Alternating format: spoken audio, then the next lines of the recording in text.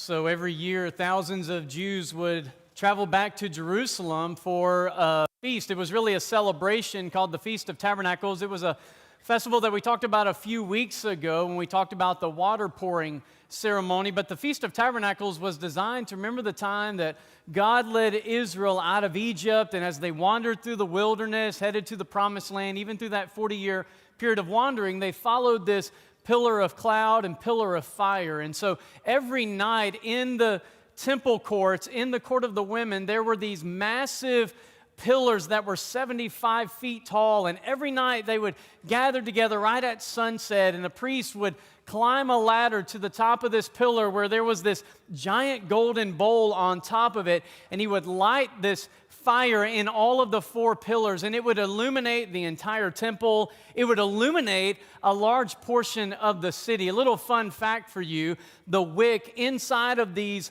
massive golden bowls that they would light to burn was actually used priestly undergarments. I have no idea why I told you that, other than maybe the next time you're playing Bible trivia and they ask what was the wick made of in the golden bowls, you'll now know, you'll never forget, it's priest underwear.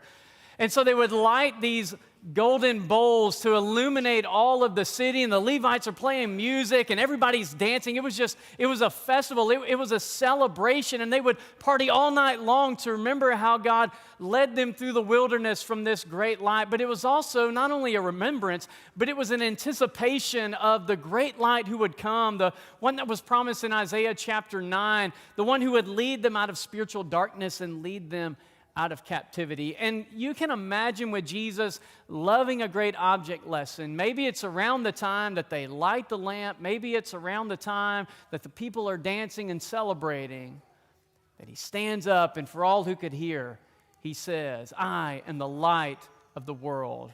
Whoever follows me will not walk in darkness, but will have the light of life." Had to have been an awesome moment until one of the Pharisees confronted him. And the Pharisee said, "You're bearing witness about yourself. Your testimony isn't true." And Jesus answered, "Even if I do bear witness about myself, my testimony is true because I know where I come from and where I'm going, but you don't know where I come from or where I'm going." And that had to be a really awkward moment. And it would be like if somebody this morning just stood up and just shouted out over everybody, like, "Hey, Eric, you're lying, and we don't even know who you are." And at that point, I'd probably ask the security team to step in and resolve the situation. That had to be an uncomfortable moment. But what Jesus is doing is he's making a very bold claim by saying he is the light of the world. He's taking their minds all the way back to the book of Genesis. And if he's true, then he's the Messiah. If he's not true in what he says, this is blasphemy. And blasphemy is worth the death penalty according to the law of God. So he takes their minds all the way back to the very beginning of the book of Genesis. Do you remember the first couple sentences of Genesis of your Bible? It says, "In the beginning God created the heavens and the earth was formless and void, and darkness covered the surface of the deep."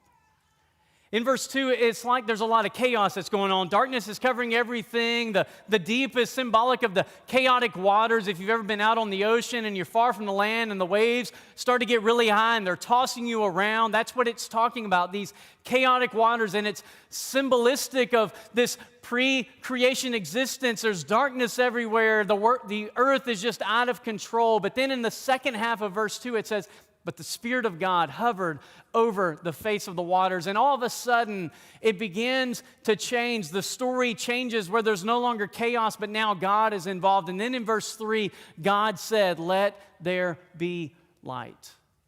And God began to form what was formless. He began in that moment to fill what was void. And he scatters the darkness as he introduces light into the world.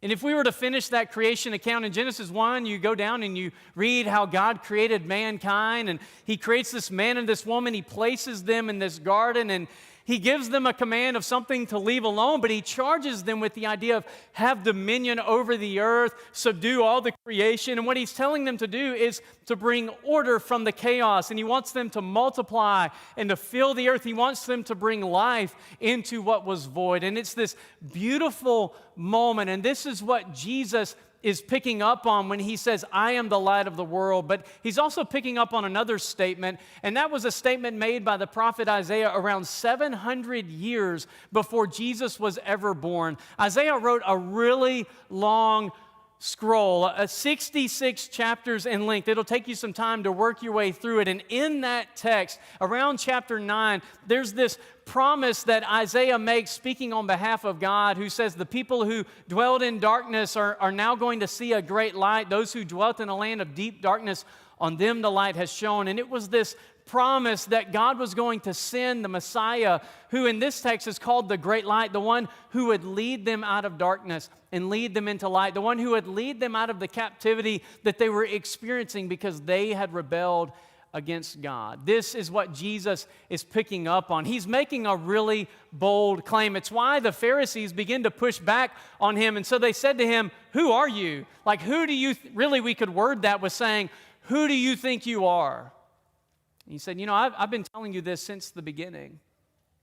Do you have one of those friends that when things get really tense and really awkward, they just sort of like step into it even more? They're the type of person that in the argument, they won't let it go. They will not let the argument end. They just keep pressing and pressing, or there's a lot of tension, and so they just keep talking and keep stepping into it. It's like they embrace the tension, like they just really dwell in tense moments, and they just love making you feel more uncomfortable. It's how every child feels about their parent, right? They just love making me feel more uncomfortable. Well, Jesus really steps into the tension here with his statement. For us, this is not like one of those crazy bold claims, just what I've been telling you since the beginning. But if you understand exactly what he says, you'll understand why by the end of this chapter of John chapter 8, they're ready to kill him. I mean, they are ready to take him out, because what he literally says is, this is what I have been telling you since Genesis.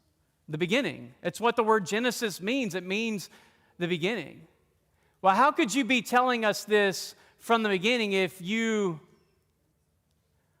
Oh, now they see Jesus is claiming to be there in the beginning. So now we got to backtrack in our minds of who all we read about in Genesis chapter 1. I remember reading about God, the God who created. I remember reading about the God, the Spirit that's hovering over the face of the waters, but I don't remember reading about God the Son. And this is the bold claim that Jesus is making. This is the same bold claim that the author of the Gospel of John makes, who says that Jesus was there in the beginning with God. And what John wants us to do is he wants us to reinterpret all of Genesis chapter 1. When you read about the God who created, you are reading about the Father, the Son, and the Spirit. They are all present in the act of creating. And so when they say, Jesus, we don't know who you are, he says, oh, no, you know exactly who I am, because I've been there from the beginning. This is such a bold claim that he is making to this crowd of people. It's why they begin to lose their mind. And so what Jesus is actually claiming is he's claiming to be God in the flesh. He's claiming to be the God who formed what was formless. He's claiming to be the God who scattered the darkness and brought light into the world.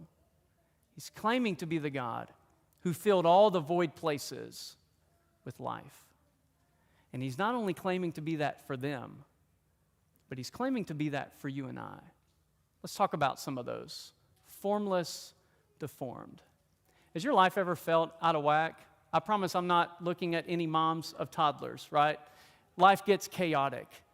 Life, for each of us, there are seasons that we go through that it just feels like life is getting all out of sorts. Maybe it's relational trouble that you find yourself in. Maybe it's family difficulties that are going on right now. Maybe it's a lot of stress and anxiety from work. Maybe it's some self-esteem or self-image issues. And we just feel like, man, my life is completely out of control. My life is completely out of whack. And all of a sudden your emotions start to get the best of you, and you realize that you're beginning to feel this kind of tension. You're not only experiencing it emotionally, like you can feel it in your body. You feel this weight that just presses down on your shoulders, and your blood pressure goes up, your anxiety levels through the roof, your body starts to ache, your stomach is constantly in knots, your hands begin to shake, your head is hurting. And what we are experiencing is what psychologists recognized years ago when they realized that really the intellect and the emotions and the body, they're all connected. They're all connected to what the Bible calls the soul. It's like the central command center. And what the Bible wants to convince you of is the fact that all of the aspect of your life, your entire being, your mind, body, soul, emotions, intellect, they're all connected together. And so when you begin to experience emotions of anxiety, it begins to affect your thoughts, begins to affect your actions. And you begin to feel it, literally feel it within your body. And so when your life is out of whack, when your life feels completely formless, and you don't know what to do, and you feel like, I don't know how much longer I can live this way, this is where you need Jesus to be the light of your life. He offers to form what is formless, just like he did all the way in the beginning. What Jesus is speaking to you and I is he's saying, I formed your life once, and I will form your life again. It's this beautiful thought of this process that the Bible calls sanctification. It's a big word that mainly means we're all a work in progress. We're working through something, and God is working within us. And if you're a parent, you've seen this play out right in front of your eyes with your children. You saw the day that they were born, and as they've grown up, you remember the times that you did everything for them. You had to change their diaper, you had to feed them, you had to rock them to sleep, you had to do everything for them. And then at some point, they become a little bit more independent, and so rather than you spoon feeding them, they grab the spoon and they make a mess feeding themselves, or everything you put in their hand, it's just palm straight to the face and all over the face. And then you take them outside, you crank up the pressure washer and you bathe them down to get all that nastiness off of them. You didn't do that? Okay, maybe just us. And so this is what it's like raising a toddler, and it's difficult, right? They're learning to walk, and they're falling, and they're busting their knees open, they're getting cuts everywhere, and they begin to learn where the Band-Aids are, because that's what life is all about, right? And they begin to learn how to speak, and so you're teaching them simple sounds like mama, dada, please, right? All those simple words. And then at some point they pick up on all the words that you say that you probably shouldn't, that you never intended for them to say, and they start saying those back to you, and you go, where'd you hear that from, right? And this is all a part of growing up. Think about how crazy it would be if you had to look at your 12-month-old and be like, why can't you just feed yourself? Why do I have to do everything for you? Can't you do this yourself? Well, no, they can't. Sometimes that's how we feel that God feels about us. That he's looking at us going, why can't you just do this? As though he's not a patient father who's not raised billions and billions and billions of children since the beginning of time. It's a slow process. Sometimes we get anxious and impatient. Jesus is offering to you to form the formlessness that's in your life. When your life is out of whack, when you feel that anxiety, when you feel that tension, that's an invitation to go to the light of the world and to surrender it to him and to say, shape my life again, just as you did once before. But he also talks about scattering the darkness by bringing in light. You ever watched a movie? And after the movie, you're like, that was really dark. I mean, like, really, really dark. And man, that was good. You almost feel guilty. Like, I don't know if I should have liked that movie, but I did. It's because for each of us, we all feel this pull toward darkness. I don't know if you have a villain that you identify with. I definitely do. I'm fascinated by the villains in movies. And my favorite villain of all time is Darth Vader, primarily because, and I think I've talked about this before, he's a very misunderstood guy, okay? Very misunderstood character. He just listens to the wrong voice. He's not all bad, but he's not all good. He feels these pulls toward the darkness, but he's also pulled toward the light. There's a lot of tension going on inside of his life, and I identify with Darth Vader because I feel the same darkness and pull and tension within my own life, and the challenge of being careful of listening to the right voices. It's just this reminder that darkness not only is happening all around our world. You can turn on the news, you can scroll through Facebook, Instagram, TikTok. You can find darkness everywhere. But it's also a reminder that there is darkness within each of us. But it's really deceiving. Darkness is really deceiving. In fact, it's a lot easier to see darkness in somebody else than it is to see it in your own life. I'm a lot more gracious toward my darkness than I can be toward the darkness of another individual. It's deceiving because if you ever tried to walk through your house in the middle of the night, you feel like you know your way around. You feel like it's not that dark until it is. You didn't realize a table got moved, a shoe got left out, something was there you didn't know. and rather than going to the bathroom, you're on your way to the cabinet to get a Band-Aid or on your way to the hospital because you fell and hurt yourself. Darkness is so deceiving. We have an enemy who's really, really good at making dark things appear not so dark. In fact, 2 Corinthians 11 says that Satan masquerades as an angel of light. It's why he's so good at his job, because he is able to make dark things appear as light. It's why when we look around at society and at culture and we see some of the challenges that we're going through in the battle of what is true and what is not, it's why it's so confusing. There are so many things today that are so confusing because our enemy is so good at making dark things appear like they're light. Just think, for example, of things like materialism. I really need that. And how that darkness within us can take root, and it can take us to a place that we never thought we would go. Think about some of the deception that's going on in our world with things like sexuality, with things like ethics and lying and truth-telling and cheating, all kinds of things that go on that we face, not only if you're 8, 10, 12, 14 years old, but all the way up into your 40s, 50s, 60s, 70s, 80s, of being challenged with what is true. It's because our enemy is really good at making dark things appear like they're light. It's why we need Jesus to be the light of the world. We need him to shine his light into our life, because the only way to expose darkness is to shine a light on it. And that's what Jesus is offering to us. He will shine the light into our life and expose those dark places in our hearts, because if you're not careful, what you will find in the deception of darkness is that it takes you farther than you would have ever imagined. It takes you to places you never thought you would go. And it leaves you with this wake of destruction, relational destruction, self-image, and a wasted self-esteem, and you will feel crushed underneath it with just this wake of destruction in your life. And you will wake up one day and go, I have no idea how I got here. It's because darkness is deceiving. It's why we need Jesus to shine that light into our life. But it can be scary. In fact, my guess is there are some that are here today who've been battling some type of struggle, sinful struggle, for a time, maybe for years. And you feel like, I don't know that I could ever share that. Man, what would people think about me? Let me tell you what we'll think. We'll think, yeah, me too. Know exactly how you feel. Because we're all broken sinners in need of the grace of God. And what happens when we feel that kind of shame and that kind of guilt, and we feel like I could never share that, that's the enemy lying to us, pushing us farther and farther and farther into the darkness. You see, the first step into the light is always through confession. It is always the first step into the light. Whether you're giving your life to Christ, whether you're confessing sin that's in your life, the first step into the light is always made by the first step of confession. And so maybe today what you need to do is you need to find somebody and you need to share what's been going on in your life. And yeah, it's fearful, but I want to challenge you with what should make you more afraid is where it will take you if you don't confess it. It's why we're called to be a family, to receive one another. And I promise you, if there's something going on in your life, you will experience God's grace, not only from God your Father, but from his children as well. Because every one of us is pulled toward the darkness.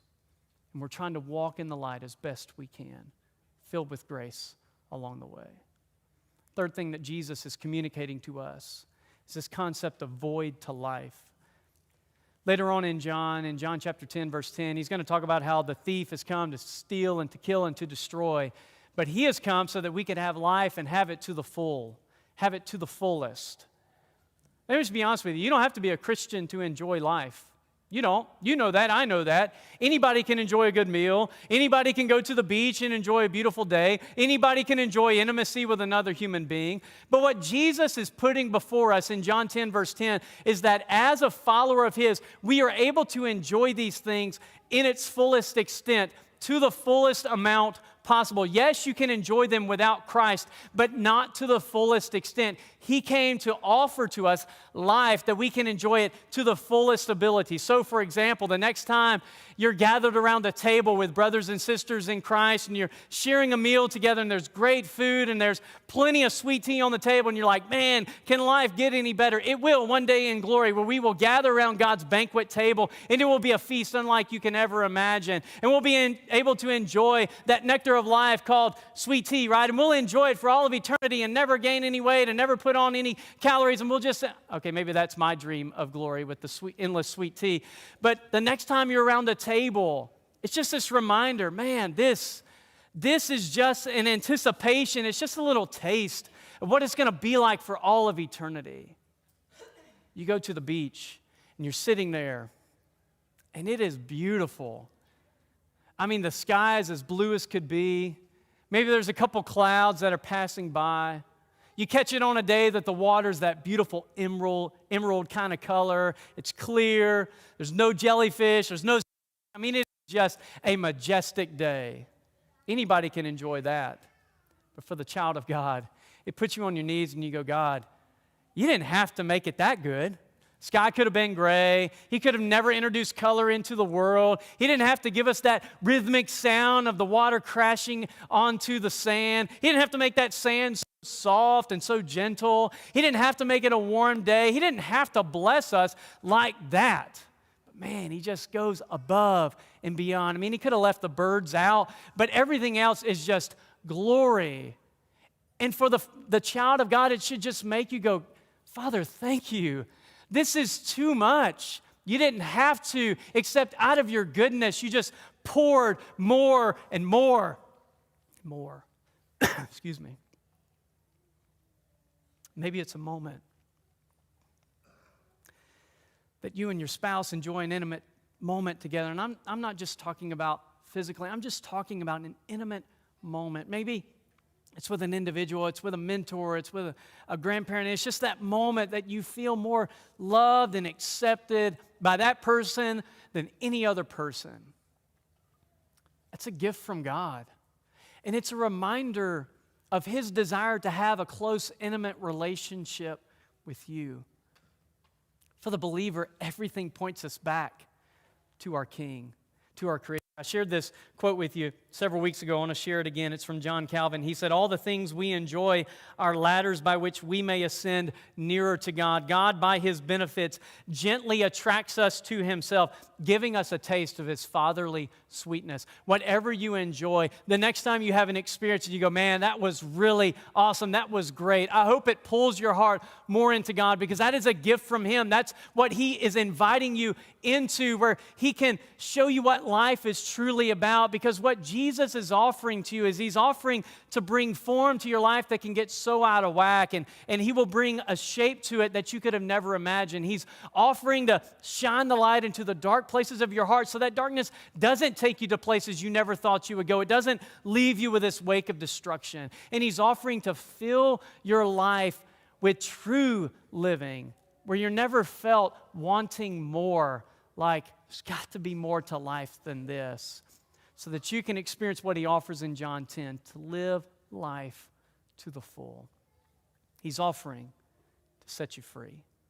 So today, if you need to receive salvation from Jesus, the first step is always in believing in Him, and it's followed by confessing His name, confessing sin in your life, confessing your allegiance to Him, and being baptized into Christ, surrendering your will to His so that Jesus can be the Lord of your life. If you're here today and you're a follower of Christ, sin's crept up in your life, that darkness has just gotten out of control, and you've retreated further and further and further into the shadows out of shame, afraid to share, afraid to confess. I want to encourage you to find somebody today. Find somebody that you trust, somebody that's full of grace, that you can share what's going on in your life so that you can take that first step back into the light. The first step always begins with confession.